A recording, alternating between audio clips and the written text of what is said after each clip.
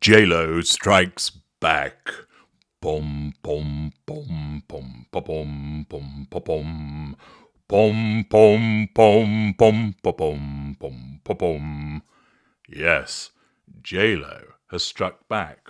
You'll recall in recent parts passim that I explained about how Ben Affleck was hoovering his ex-intimate partner primary source, Jennifer Garner, by turning up at the midnight mission together, where they were photographed with the CEO wearing aprons. It was not the most flattering picture for Jennifer Garner, as she had a hairnet pulled down over part of her forehead, wearing an apron, and she was just in her civvies. Nevertheless, people would be more focused on the fact that she was doing some good, that she was rolling up her sleeves, and she was getting stuck in with some charitable work. Her empathic nature is such that she genuinely cares and is happy to lend her fame to a cause to allow its reach to be extended. She's not caring so much about how she looks or how she is viewed. She's there to get involved, and she didn't turn up dressed up to the nines because that's not what it's about. Nevertheless, the fact that Ben Affleck was seen there with his ex-intimate partner primary source has not gone unnoticed by the narcissist that is Jennifer Lopez. The fact that Affleck, even though they are no longer together, was seen with his ex-wife will have wounded Jennifer Lopez. Irrespective of whether she got rid of Affleck or whether he got rid of her, the fact is that Affleck is still regarded by her subconsciously as her property, which means if she wants to deal with him, she can, and that whilst she might on the one hand have disengaged from him whilst ending the relationship, it is still the narcissist's inalienable right to still own you. That is the entitled manner of the narcissist, the paradox that exists, that you can end a relationship but still believe that that person belongs to you. That is the way that the narcissist functions. And therefore, and it's not entirely clear who ended the relationship, but let us just assume that it was Jennifer Lopez that disengaged from Ben Affleck, that when these two narcissists collided, it was the tempestuous outcome, that she disengaged from him deeming that she no longer wanted to be with him. But that means that if he is seen around other women, and particularly he's seen in publicity shots involving his ex-wife, that wounds Jennifer Lopez, because it demonstrates that she's not controlling him.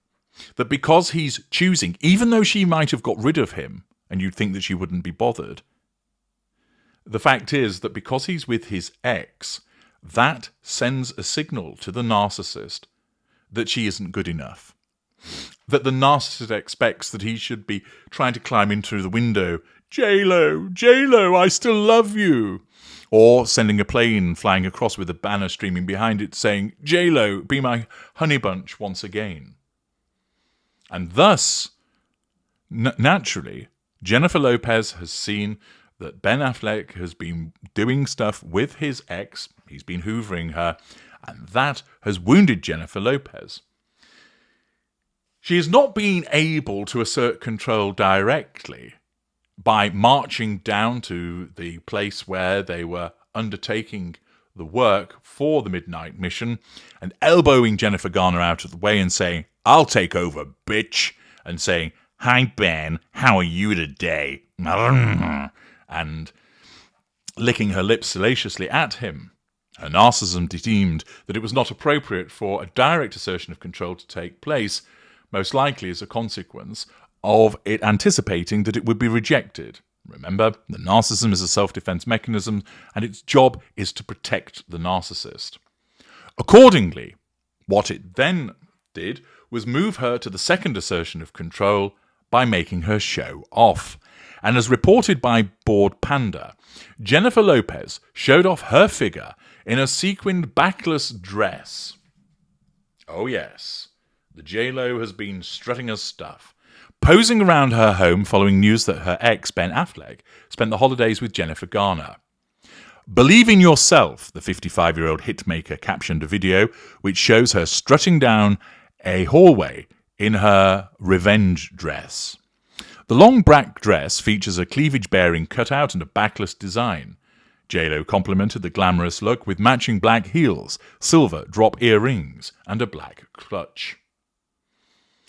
The mother of two styled her hair in a chic half-up, half-down hairstyle, paired with a smoky eye and nude lips. "Show them how it's done. What a serve," a fan wrote. Another social media user complimented her style, writing, "OMG, this dress is everything." "You are breathtaking," a separate commentator said. "At J-Lo, you've just led me completely speechless," somebody else wrote. "The figure, I know, you got people crying," commented an additional fan. J-Lo's producing partner, Elaine Goldsmith-Thomas, also commented on the video, writing, "Walking the fuck out of this year, like." You have to admit from the photographs, she does look sensational. And that's the point. She wants to say to Affleck, "I may not want you, but look at what you've not got." Or, if Affleck was the one that disengaged her, she's simply saying, "Hey, do you want to hang out with hairnet, or do you want a slice of this? See what you're missing." Either way, she is asserting control indirectly over Affleck and Garner by parading herself on social media, by showing herself cooking in this dress, because after all, that's what you naturally do, plonking it on her Instagram and ensuring that not only does she receive fuel from the various comments, and at the time of making this video, one of her posts had received 1,032,157 likes, which provides her with lots of lovely pinpricks of fuel. But it also means that because so many people have commented favourably about the way that she looked, it essentially tells her that she thus has control over Affleck because she looks superior and that he's the one that's lost out. And it also enables her to have a subconscious sense of control over Jennifer Garner because it's basically, ha ha ha ha ha, look, I've won in the style stakes. There you are with a hairnet, looking dowdy with an apron, and look at me, I'm sizzling, wearing a backless cleavage-revealing dress, and look at everybody commenting about it.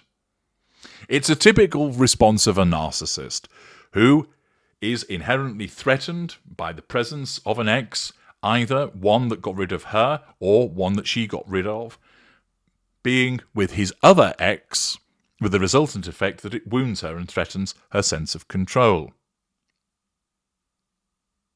Plenty of people commented favourably, thus allowing her to have that sense of control, but there were those that were critics.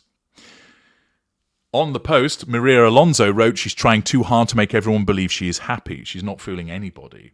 Rebecca Jimenez, Jennifer Garner, seems to be a down-to-earth person. She's beautiful too. Doreen Nelson, he doesn't care what she wears. He's no longer interested in her. Brenda Foster, she needs to grow up. Evelyn Costello, she's too much for him to handle. He's grumpy and doesn't care how he looks. Move on, J-Lo.